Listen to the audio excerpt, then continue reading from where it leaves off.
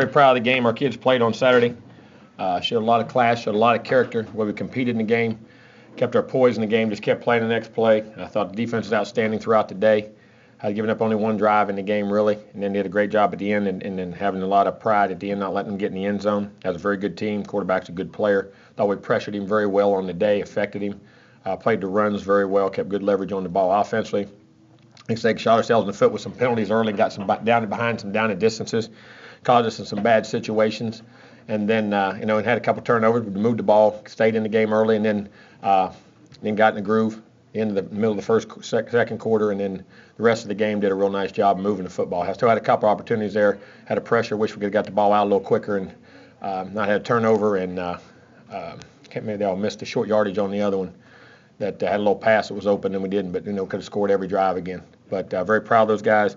Well, they battled back. That was a very physical team. They had a really good defensive front. Their front four very good. Linebackers were good, solid players. Had a couple good corners, safety, and they were ninth in the country in defense. So we had put up 437 yards in 3 quarters and 27 points right there unanswered. So I was very proud of those guys in that regard. Thought the kicking game was outstanding. Thought we did a great job. They were first in the conference in giving up punt returns, and I think punt return was set up a lot of field position in the game. We did a real nice job of getting space for Bobo and getting him some running room. Thought we punted the ball pretty well. The punts were effective, not as well as he has kicked it all year, but they were effective at a 43-yard net. Thought we covered kicks really good all day, especially on the punts and the kickoffs. One kickoff come out just a little bit, but otherwise we covered them well. Had a good, solid kicking game day. So from that standpoint, was very proud of the way the guys played. And that was coming off a tough loss, and then the adversity early in the game to battle back and control the game like we did against a very good opponent. I was very proud. Now we got to put that one behind us and focus on Chattanooga. Again, senior day. Very proud of these seniors, but this Chattanooga team is going to be a national playoff team. They have been for the last couple of years. Very good team. Throw the ball. The quarterback's returning conference player of the year. Can make plays. They can throw it. They can run it. A lot of different formations. Defensively, always effective. Play a 4-2-5 front. Excellent football team. Have played really well. Lost a tough game to Jacksonville State early in the year, and we know what Jacksonville State battled Auburn right to the wire. Had them all the way. So this team is a team that's used to playing 1A team, used to having success. So we will have to play an A game, and that's what I'm worried about. Us getting better, continuing to play well, compete well in the game, and get better in practice in the things we do. But they're looking forward to the opportunity, and also for senior day, to send these seniors out in a great note, what they've accomplished in these last 4 years, winning almost 91% of their games. Could be the 48th. This is going for their 48th win this weekend. Have 47. That's a lot of W's in a short time span. That I think that goes along with only 5 losses. So it's been a heck of a run for these guys, and a tribute to what these guys have meant to this program and what they've done.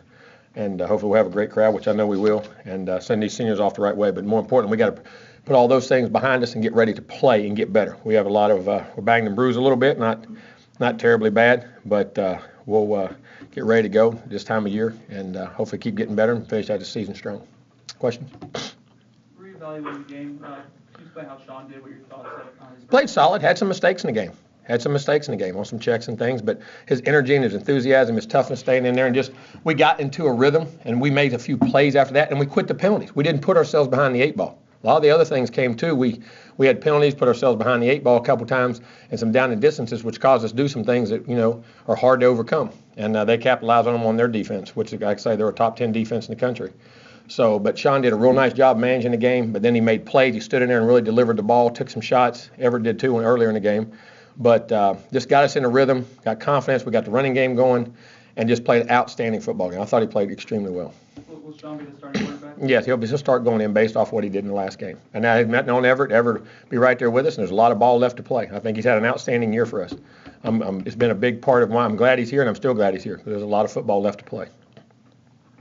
So would that be something where he'd come into the mix if you thought a week that it was a better matchup for Everett? Yeah, I mean, we're going to start and play the guys we want to play. Sean's our starting quarterback as of right now, by what we're doing. And hopefully he'll continue to play well, and we won't have to relive that. But I've been very pleased with Everett's performances. He had one tough quarter and a half all year, really. It was disastrous that as far as making a couple tough plays. But some of those situations he was put in was, self-inflicted wounds by our offensive football team around him too at times. So, but I've been very pleased with him, very happy with him, and get ready to go. How's Freddie Stevenson doing? Actually responded real well. Actually, they said pass an impact test already, which is early in the week to be able to do that, but we'll still have to evaluate and keep him out and and see what goes on. But as you see, when he's not in there, it's a big part of us. How did Patrick do in place? Just solid. And it really wasn't in place of him because he was still rotating. We were always going to play the two tailback systems when he got healthy enough to practice. But he did a better job. He did a nice job in the game. And, there were some things in that game. He went to fullback and ran some nakeds, on the short yardage play, that 4th and 1. I mean, he stuck it up in there and hit that backer right in the mouth now. I mean, did a heck of a job. Created enough space for us to get up in there, did a real nice job with the O-line. And then he and Dalvin in the backfield did a nice thing. Now, give you a little note on Dalvin, what kind of guy. That guy is breaking every record known to man. He's in the backfield back there a couple times. We had some runs called, and they could have very easily in that two tailback system, he could get the ball. And Jacquez just, I think was just making sure on his blocking assignments because, he hadn't done that a lot, where he's blocking and doing all that. Dalvin said, go and run the ball, let me block. I mean, how many, you talk about a team guy, you talk about a guy who has character, you talk about a guy who's not worried about himself or thinks about himself, and what a team player that is now. And of course, Jacquez had a couple big runs off of that. Those could have been yards for Dalvin at times because you think the bigger back could block, but they don't care. And that was a very good moment in our team, and I think reflects who we are. Did you know he was that in conversations on the sideline, or when they were in the huddle? I can watch and see. Oh, really? I can know what's going on and talking, and Dalvin just taking that role because he's been in that role before, and Jacquez has, but just till you do it a couple times, you know what I'm saying? And then Jacquez blocked later and did a good job, but early a couple times, and just letting him run the ball. Dalvin also had that block on Everett's run. Oh yeah, but they're just team guys. Like remember how Jameis used to do it? They're in that same personality as far as, all right, we're going to be great. We're going to be great for our teammates. We're not going to be great we're going to be great for our teammates, and that's kind of his mentality. Jimbo, who was your best offensive lineman on Saturday, graded out wise? Probably Mavetti. Really? Mm-hmm. Chad, and playing at tackle. I mean, a new position. Guy's a talented guy now. I mean, he's going to be good. I was pleased. Like I said, after Kareem R settled in and got a little motion in him, and they got a couple right there in a row, and he settled in, played a solid game. Wilson had a solid game. The center, Eberle's going to be a really good player now. He's doing a real nice job. And, of course, Big Rod played a solid football game. But Mavetti is a very, very talented guy. Moving forward, is that a place he might stick? I mean, he can be a guard or tackle, guys. We have to get right now, most definitely. Right now, most definitely. But in the future, I mean, I think he has potential to be either one and play the high level at either one. Defensively, Elliott had another great game. What did he do to stand out or in that scholarship? And maybe did you ever expect him to play on that big of a stage? Well, it's funny. I mean, to go out there and say he's going to play on that stage, you don't know that. But the guy earned it in practice by what he did every day. It doesn't surprise me he's doing this because he actually did it in practice on scout team. And then when he had his reps as a chance as a backup, when we moved him over there, he was doing it then. But to take it to it's a whole other thing. Like you see a lot of those young players take it in practice all the time and do it. Boy, it takes time to evolve to the field, a year or two sometimes to get used to all that. Well, he didn't have that, and he knows that. And it's quite remarkable to me of how he's playing and what he's doing. But he prepares like that. He practices like that. I mean, I said last week the defense had, what did I say last week? They had some of the best practices I've seen. I was extremely high on the way they practiced. And it's starting to click about the preparation and the intensity of preparation and the mindset and practice that you can carry to a game. Because when you can take yourself to that level, the game becomes easy because you're not separating the difference mentally. You know what I'm saying? And enthusiastically. And that's the way they practice. The way they played this week is the way they practiced all week last week. And you say, well, why don't they do it all the time? Well, if I had that magic dust, I would do it all the time. I mean, but you talk to them, and sometimes it's just an evolution. You know what I mean? To understand it. Sorry, I didn't mean to interrupt. Okay, don't do it again. No, I'm kidding. Whitfield, 2 touchdowns. Is he starting to get to a... He is. That's the thing about Kermit is attention to detail. Because Kermit even sometimes, again, he slipped again. And when he caught a ball and was running out there, I told him I'm going to cut that grass. He's got it up to his knees. And it's daggone tripping him out there. But, he gets so excited. And he wants to do so well, so bad. He has a great heart. And just relaxing and having that poise to get his... I'm going to tell you the best route he run the whole day wasn't the touchdown routes. Best route was the vertical he caught off Everett on a 3rd and 17 early. The leverage that guy had on him, and I mean, he used his speed to burst down that field, and the guy had to run, and all of a sudden he stuck his foot and crossed him. I mean, I don't care who you are. You're not going to cover the guy. And he's learning to do that, and I'm happy for him because he worked at it, and his confidence is starting to grow, and I want it because if he'll get that confidence and do that, that little sucker's hard. I mean, he's hard to handle now. He really is. What did you think about him last year when it just wasn't clicking? Did you think sometimes it just never clicks with the kid? You just have to take time. It's frustrating, not that you give up on him, but you know it's there. And you sit there as a coach and say, what button can I push that makes it click? What makes it click for him? How can I get him to see it? How can I get him to do it? How can I get him this, that, and the other? Sometimes it's just doing it over and over and over again, and it's maturity. I mean? Sometimes guys, they'll tell them once or twice, oh, they get it. And other guys, it's not anything wrong with them. It's just each individual's different. You know what I'm saying? I mean, it's like that with lots of guys. I mean, go back and think about KB. I mean, how he struggled that one year. I mean, he made plays, but just the inconsistency and the things that go on, and all of a sudden, I'm gonna do everything right. It's a mindset that they gotta fall into and accept that responsibility. You know what I'm saying? And then go do it. I mean, and then that's why people get frustrated. I keep saying it all the time. It's because you have talented players don't mean they're great football players yet. And we're in such a society today that we want it all now. We want it boom, boom, boom, boom, boom, boom. And kids want it. I'm 3 and out. Just develop yourself. Every guy does it at a different pace. But when he does it now, it's pretty. At his size, what does he need to do to play at the next level? So, I mean, be a great return guy, great on balls, great in space plays. But see, the thing that makes him his size that can make him different than most slot guys, because he has the ability, because he has pure speed. I mean, he has big time speed. So a lot of those guys that are built like that don't have that top end. You know what I'm saying? He's got great top end. So he can just learning to run routes. I mean, get off that press, because I'm gonna tell you what he is. He's very deceptively strong. You don't realize how powerful he is. He's a shorter guy, but he's not a frail guy, if that makes any sense. He's not on a small. Rashad was on a much smaller bone structure than Kermit is, with power.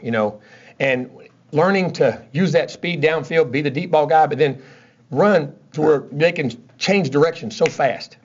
You know what I'm saying? I mean, and stick that foot in the ground like he did on that route, and just play with his speed without the ball. If he can do that, because when he gets it, man, he makes you go and be a great return guy. But he can do it. And then he'll be a slot reverse, things like that. The contribution from Bobo, Travis as well, how big was it to get all 3 of those guys? Maybe the most balanced? It has been. And we were distributing the ball. And again, I keep saying, Bobo silently just keeps playing great football. All those 3rd down catches, all the routes, the digging out blocks, the things he's done. Just hadn't as many opportunities down the field like the other guys have because of coverages. But, I mean, really, really, really playing really sound, good football. And then Travis had a nice day on the day. I was proud of him. You talked about it a little bit on Saturday, but just what does it mean to you to have the senior class go 47-5? Well, I mean, it's just a tribute to them, and I'm happy for them because that's what they came here to do. And they've been outstanding, and I'm just very proud of them and happy for them. But I want them to finish. I want them to finish their careers and try to get that 50. How good is the strength of some of these young players? You mentioned the maturity that you're noticing now. How good can some of these young players become? I think they can become outstanding. But again, it's going to be, you know what it is? All those things come back to them. You can say as a coach, you can put all the places, you teach them, you do it. But at the end of the day, how important is it to you? Is it your top priority? People say, what it ought to be? Well, when you're 18 and 19, think about all the priorities you had. And you're doing what you do as a profession, you probably wanted it. You always wanted to be writers and things like that. But did you spend all your time doing it all the time? Or a lawyer, whatever you did you always spend all your time doing it? And football, at the level they're trying to play it at, they got school, they got to be good guys, all the things they got to do, and then they got to work on ball. Because other than that, there's not enough time in the day. And it's going to be the key is how important it is to them and not relying on talent, but how detailed they want to be and demanding from themselves at the end of the day. We can demand from them all we want. Like I was saying with Kermit and KB will tell you right now, get texts from those guys in the league all the time. Bobby Hart sent one the other day to Coach Trickett. KB, I've talked to him. I mean, just tell them to listen. Just buy in. Don't waste a year not listening. Just do what you're supposed to do, and it'll all happen for you. And that's, to me, that's going to be the key. Tom, speaking of those young guys, Derwin James is already second on your team at tackle. He started only half the season. Does he just have a steeper learning curve than most of those guys? Well, I think he has ability. I think he has physical ability, he has mental ability, and I think he has competitiveness. And I think he's got a certain sense of maturity, which actually has grown. Now, there's one who I think it's grown very quickly in a short period of time. Josh Sweat's the same way. And how they've learned to accept, because everybody said, why didn't Durden start in the beginning? Well, he wasn't ready. I mean, there was too many little mistakes that could cost you games that he would play. Now, he would play and make plays, and you saw the flashes. But you're playing championship football, every little angle, every little coverage, 1 or 2 plays. But you know what he did? Okay, coach, that's what I got to do. Okay, then I got to study more. I got to work more. I got to watch more film. And he did it. See, that tells me it's a priority to him. It's very important to him. It's a passion for him. So that's what I was just trying to answer your question with. And that's where I think I've been the happiest with him. Because, God, he's so gifted. You know what I'm saying? But what he's learning to be is playing. He's learning to prepare without his gifts. In other words, let his gifts take over when it's time. But he's learning to prepare like he has no gifts. And to me, that's when you have great players. When those guys prepare as if they have no ability and do everything right. And then when they're doing everything right, that ability just, it jumps through the screen at you. Is he a potential leader? Big time. Natural leader. No. Yeah. He ain't no potential leader. He is a leader. Even now. He's getting that juice, yes. He has that. He couldn't help not be. Right. He's one of those personalities. There's a lot of them in those younger group. Not that there's more in the younger groups than there are the older groups. And I don't say that. It's just personality types. I mean, a lot of really strong personalities in a good way that really, really, really like to play football. Jimbo, it seemed like Nate Andrews is starting to look like himself again. I mean, He is. He's getting healthy. And, guys, Nate, there's another one. You talk about team. You talk about leadership. You talk about doing things right in every phase of his life. You talk about puts his heart and soul into everything he does and does it for the team. I can't sit there and say enough good things about him. And he's getting healthy again, and good things are, I always love to watch good things happen to him. Do you think Lamarcus Bruce can, get some NFL guys to take a look at him? Yeah, I think he will. I said this in a crazy way. He reminds me of a guy that played for us at LSU when I was there, a guy named Ryan Clark, in a lot of ways. Similar type player. Ryan had a tremendous career.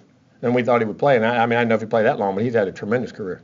But you don't know. You don't know what else is up there. And that's been 10, 15 years ago. But Lamarcus Bruce has been a heck of a football player for us, doing a great job. In the last year, he was really picking up. He did. There's another one. The fourth and fifth year guys that don't hang around anymore, that you don't have many of. You know what I'm saying? The maturity of that. I can't stress how important that is to a team and how much better those guys play when they get it and they're at that age. Tom D'Angelo? Yes. Hey, Jimbo. Hey, Tom. Jimbo, how is Sean different today than he was in August? Much different. At that time, there was no doubt Everett was the best quarterback.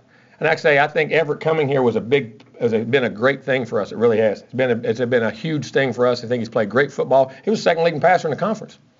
When it was 6-0, we had a tough loss there on a freak kick at Georgia Tech, and was playing tremendous football for us. You know what I mean? But I think Sean is I think he's relaxed a little bit, as much as anything. And where it's, with the competition, when Everett won it, and he did win it, and then say, okay, I'm going to be the best I can be, but took a little pressure off himself in a weird way of just practicing, getting better, and then when the opportunity comes, just saying, okay, just go play the game. Don't worry about, like I say, kind of like some of the linemen I think did at times and still do, about what can go, trying not to make a mistake instead of trying to make plays. You know what I'm saying? And sometimes I ain't so sure losing that hasn't been, in a weird way, the best thing for him in the big picture, to where he's relaxed and now he's playing and you see the abilities he has and what he can do. So Everett, the best thing for the team, but also, you think it, I don't know, did it push Sean? You said it relaxed him, but also the company. Well, I think it pushed him, but I don't know if Sean was always pushed. Sean, I don't think it was any more effort or any more. I think it was just a relaxation. Say, okay, this is what I can do, and when I get my opportunity, I'm gonna do the best I can. And sometimes just taking a little pressure off yourself, and all of a sudden, the game slows down, and you start making plays. You know what I'm saying? And he's done a great job of that, and he stayed very in tune and in touch with everything we're doing. He didn't fall out of, I get disinterested. You know what I'm saying? Right. And what was going on. They've been good for each other. One last thing on Dalvin, and unless he's asked about it, of course when he's asked about it, he answers it, Heisman Trophy questions, but from the story you told before, I'm assuming he's a guy who's not focused on a Heisman Trophy. Shoot, no. Or a pro career. Because if he was, why would he, when he gets banged and bruised, and all those guys, when they're doing that, you see him go lay down and don't come back. Right. You know what I'm saying? This guy, whatever he has to do to be successful, he loves to play. He loves his teammates, what he does to practice, to keep them up, to go block. This guy is about as unselfish as anybody out there. The first time you probably ever heard him say, would you like to go to the Heisman? Well, yeah. Do I deserve it? Well, yeah. He's not lying. And he's not being arrogant. He's just answering the question, yes or no. And I hope we don't take him that way, because he is nothing like that. He's one of the best team guys I've ever been around. Thanks, Jimbo. You're welcome.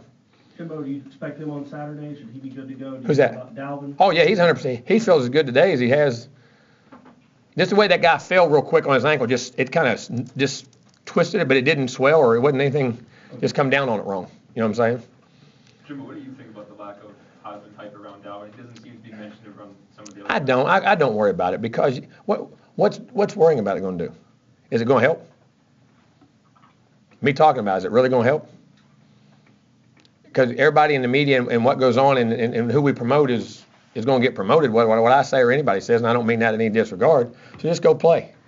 Go play, and if it happens, it happens. Do I think he deserves it? Yes. I think he's one of the best backs. I think he's one of the top players in the country. But, that's for everyone else. And I don't hold anybody, that's everybody's opinion, and argue. Well, I'm just glad he's on my team and playing football. As a college football fan, have you always felt that it should be the best player in college football? Yeah, see, I think that's where we've went wrong with that thing. I really do, excuse me. But I just think isn't that what the award's supposed to be? Yeah. I mean, think about this. Paul Hornung didn't win a game, did he? Didn't he win like one or two games? Yeah, they had a losing record. They had a losing record, and he won Heisman. You know what I'm saying? I mean, and I don't mean, and Paul Hornung ended up being one, it panned out, that was the best player, right? Or one of them. I mean, whatever goes on. To me, I think that's where we get caught up on the winning team and all, and that's just the way it's evolved. You know what I'm saying?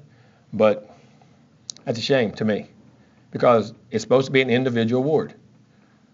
We have a team awards, you have individual awards because you're punishing a guy because he doesn't go to the school that wins a national championship or plays for it, then that's not. That's where I think we've gotten out of whack with it. You got who in here votes? Anybody in here vote? Blame it. No, I'm not blaming. I know what I'm saying is, and I wonder, do y'all have conversations about that? No. See, that's what I mean. If you're a voting panel, what's the criteria? When you get done, I was wondering what's everybody's criteria and things. And I'm not trying to promote doubt. I'm just saying there may be somebody that hasn't won, 5 games, but he's on a great team. To me, that's the way I always looked at it. You see that a lot with quarterbacks, where the quarterback's on a great team. Because people, I think part of that in the future, what's happened with that a little bit is everybody knows how important the quarterback is. So much more important now than it's ever been in the history of football. Because it used to be running backs back in the 70s and the 60s and 70s and even parts of the 80s. Then when we evolved to the West Coast passing games and the Joe Montanas of the world and the Marinos of throwing the football, it just, it started coming out. But football's changed. I'm not critical. All those guys are very well deserving. Not in any way, shape, or form. The best player. Best team gets the national championship, best players get the Heisman. Well, I think it was a couple of years ago you talked about how SEC teams like Alabama had gotten strong because of the defensive lines, how they built up strong defensive lines. Do you see yours getting that way? Oh, I think it has been. And I think we put an emphasis on that. You got to control the front. How a team is built. That controls the game, running game, passing game, affecting the quarterback. How the other guys played. You got to be strong in the trenches. You got to be big, you got to be physical, and you got to be strong. And you go back, watch our national championship team with Jernigan and everybody. I'm trying to think of everybody's name now. Daggone, I'm getting old. Mario and all the guys up front. Eddie. Those are great times. Florida State had this great run here. Go look at the defensive lineman. If there's one consistent thing, probably defensive lineman over that whole run of time. Look at Miami's run. When you think of the great Miami teams, the defensive lines, Alabama, back even in the day, the great Auburn teams, the great Alabama teams, the great whoever teams, all of them. You got great front guys. That's extremely critical. You got depth there too. Yes, and that you got to keep developing. You got to have them. You got to rotate them, and then they're going to get banged and bruised. Jimbo, I understand you're playing the FCS team this week, but would you like to see any type of uniform rule about whether teams should schedule FCS or leave them off the schedule? No, I'm going to be honest with you. I'm for scheduling them.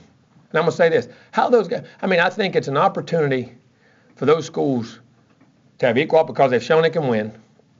How about the money in which that brings to their program, the recognition it brings in recruiting, the things that goes on, gives those guys opportunities to do it.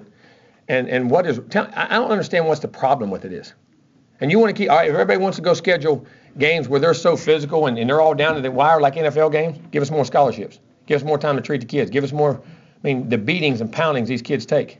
You know what I'm saying? Week in, week out. But I think it is. I think it's very rewarding for those teams. I think it's an opportunity for them, and I don't have a problem with it. Now, if you have one, I really don't. I've been on both ends of that. I was a 1AA coach and doing it. And I mean, some of the biggest things when we were one time at Sanford, we scheduled Auburn. I mean, it was, our kids were ecstatic to have the opportunity to get down there and play against them and test themselves. A lot of them want to be Division I players and see what they were and have that opportunity. That's just my opinion. I've been on both sides of it. And it was a good payday. It helped build our program. Under this new playoff system where they examine the strength of schedule so much, is it ever a concern that if it came down to it, it might be held against you? Everybody does it. So how's it held against us? I mean, everybody's scheduling one, right? And I'll be honest with you, they say, well, you can schedule 1As. Some of the 1AAs are better than some of the lower 1As. So, I mean, I think we're splitting hairs there. I mean, because if it gets down to whoever's 1AA schedule was, I haven't seen it get that far yet. Jimbo, you lost 4 really talented football players off your defense from last year that went early. Why are you guys so much better there this year? There's a lot of reasons. I always say this, that's why I say talent doesn't always win you games. It's not always the best 11 players on the field. It's the best 11 that play together. You know what I'm saying? And I think, not that they didn't, there were some unbelievable players there, and those guys were tremendous. But this group here has a certain confidence and unity, cohesiveness that they're playing well together. I mean, that's the thing about sports and team football. It's the guys who play the best together, and then all of a sudden something happens, you get confidence, you get a bond, you get a unity. Not that those guys didn't have it. Those guys were really tight and played great football. But just that we're playing a little bit more consistent this year. I mean, probably in some of these guys are hungry that are back because they didn't feel like they played as well as they should have a year ago and didn't want that things to happen. We learn from history, learn from mistakes. In your confidence, because you would coach against Charles Kelly when he was at Georgia Tech in the defensive coordinator, you've been here for a couple of years. Your confidence in him never wavered? No, not one bit. Because what he was doing was sound. What he was doing was right. What he was doing, and sometimes, motivating players and getting players, he was doing a great. But at the end of the day, I say it. Sometimes players got to decide, I'm going to do it, and how consistent I'm going to do it. And we put it back on him. We said, well, the coach has got this magical. Well, tell me this. Then why do good parents' kids go bad? I mean, it's the same thing. Or good parents do a great job parenting and your kid does something wrong or he's not consistent for a while, but then all of a sudden he can what? He can come back. The parents didn't change. They kept saying the same thing. The kid just finally what? The light came on. And that happened. I mean, and you're playing so many young guys. And so, you go back to it now. Last year, you're talking about a lot of talented players who were still juniors. All of a sudden now had to step into leadership roles. All right, well, they've been playing great as sophomores, but everybody else did all the other stuff. Now I get 10 more things put on my plate because I got to be a leader. I got to do this. Now I still got to play. I got to go to school. And guess what? Oh, I may go to the league. So I'm talking to an agent. I'm talking to this. I'm doing my parents in my ear. There's 15 other distractions. And people don't want to hear that, but that's the facts of life. And all that burden in one thing. And then all of a sudden I'm not focused when I go to the field quite as much. Or, yes, I want to focus, but I haven't found that happy rhythm. You know what I'm saying? And all those things affect how you play. That's why, when you say the team coming back's got talent, it can be a great team. It can, but it goes back to eliminating the clutter, keeping the main thing, and the maturity to do that. And on that same line, Brad Long, what do you think he's meant to the defensive front? Brad's always been a great football coach. I've known Brad a long time. Very sound fundamental coach. Knows what he's doing. The kids have bought into what he's doing, and he's worked with him hard. And he gets a great relationship from him, and he's doing a really nice job. He and Odell up front are doing a great job. They work together. The thing about Brad, he's a team guy. Brad understands fronts. He understands those packages, how to rush and do things. And everybody's got their role. And he and Odell do a tremendous job up there, and Bill and Charles do a good job on the other. Jim, to follow up on that, how well the defense played this last week, considering NC State was playing really well offensively coming, was this the best performance of the defense of the season, do you think? That'd be one of them. I'd have to really think about that, but it definitely was. But I'm going to tell you what, it was by far the best practice week. And it had been coming, I've seen this coming for about 3 weeks. We just kind of starting to hit that groove where guys are just, getting better and understanding what we want consistently. You know what I mean? And there's more maturity over there. I've been very pleased with them.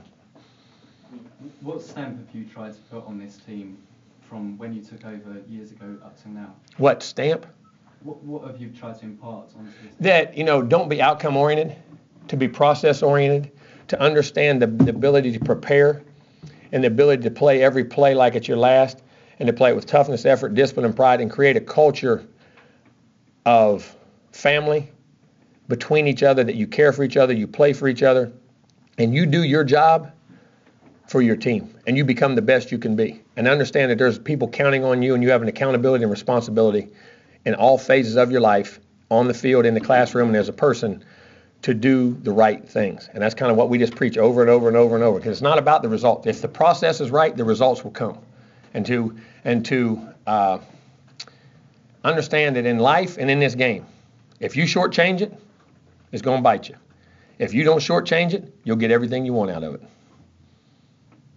Jimbo, the Clemson game, Jalen had a fourth down stop, and Charles Kelly's on the sideline, loses his mind, celebrating. Odell's. I'll tell you what, Jalen had to stop, but I'm going to tell you who made that play first? Jalen and Nate Andrews. Jalen made a big time getting off the block, but you go back and watch how Nate played the dive, feathered the quarterback, held it off till Jalen could get off that block. You talk about, again, there's a thing that's not noticed, and how he got the pitch out at the time when he got it out and not letting it get out quick and making it happen too. If he'd made it happen too quick, and Jalen made a tremendous play getting off the block and then knocked the pee out of the guy, and then Charles was happy as heck. It was a combination of all those things, how they played the play. What's the defensive coaches, their camaraderie? I mean, them celebrating on the sideline. Oh, they're tremendous. Our whole staff is very close. We have a very, very close staff. I mean, the coaches and spend a lot of time together, meetings, talking. There's a great camaraderie in our staff. I mean, I love coming to work every day and sitting in the room with those guys. I really do. And they like it too. Spend a lot of time together. Jimbo, do you ever let yourself during the season think about the future, like next season?